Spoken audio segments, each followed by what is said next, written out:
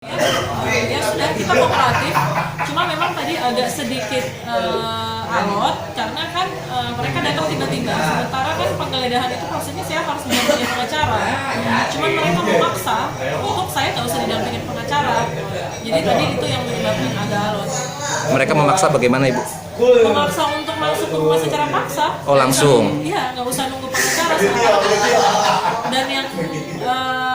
Dan yang ininya, rumah ini kan bukan rumah saudara Firza ya, ini rumah orang tuanya. Permintaan saya sih hanya menunggu pengacara, tapi mereka nggak mau sabar. Tapi mereka sempat menunjukkan surat? Mereka menunjukkan surat penggeledahan atas dugaan kasus makar. Penggeledahan atas dugaan kasus makar yang ditujukan kepada Firza Hussein. Oke. Nah, terus kemudian tadi jam 11 setelah digeledah sempat dilakukan penggeledahan gitu. Kenapa? Sempat dilakukan penggeledahan. Iya, sempat digeledah, ada beberapa tempat digeledah, satu kamar dan satu ruangan atas juga nggak ada membawa apa-apa ya. Nggak ada yang ditemukan apa-apa. Saya gini ya Mas, saya agak bingung dengan proses kali ini. Tadi kami mendapatkan surat panggilan sebagai saksi ya. Kami ada buktinya atas tersangka Ibu Rahmawati untuk diperiksa itu hari Kamis. Nah, tiba-tiba surat itu kami terima kemarin sore. Tiba-tiba tadi pagi pihak kepolisian datang untuk menggeledah. Nah, setelah kita izinkan masuk, kita kooperatif. Setelah dia selesai menggeledah, langsung ditunjukkan surat penangkapan terhadap Firza. Ada surat penangkapan ya, Bu? Iya, surat penangkapan atas dugaan makar.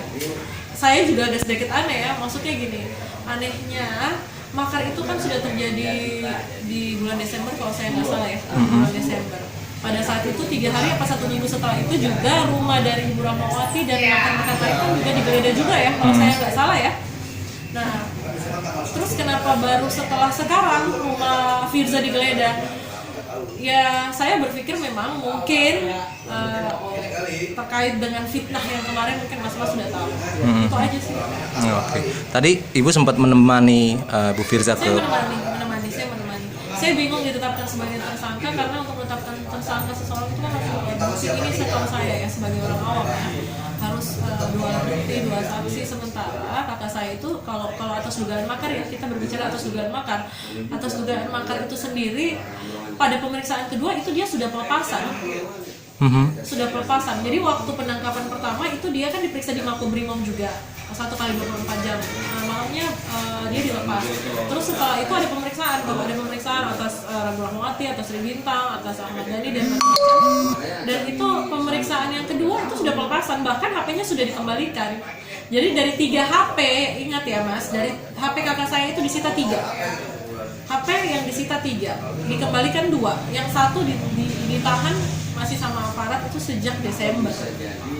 Nah, HP-nya sudah dikembalikan. Yang anehnya tadi HP-nya diambil lagi gitu. Jadi saya agak ya ada sedikit yang aneh di sini. HP yang 2 lagi diambil lagi gitu, Bu? Iya. Oh. HP tadi diambil kembali. Nah, terus tadi Bu Vivi nggak mendampingi proses pemeriksaan terhadap Bu Firza? Saya sempat mendampingi. Tadi kakak saya menolak untuk surat penangkapan ya. Tadi saya mendampingi sampai ke Makobrimob. Kemudian sempat bareng juga. Cuman setelah pukul 3 itu penyidik meminta saya untuk keluar karena jam busuknya sudah habis. Berarti kan memang sudah ditahan gitu ya. Ya sudah seperti itu.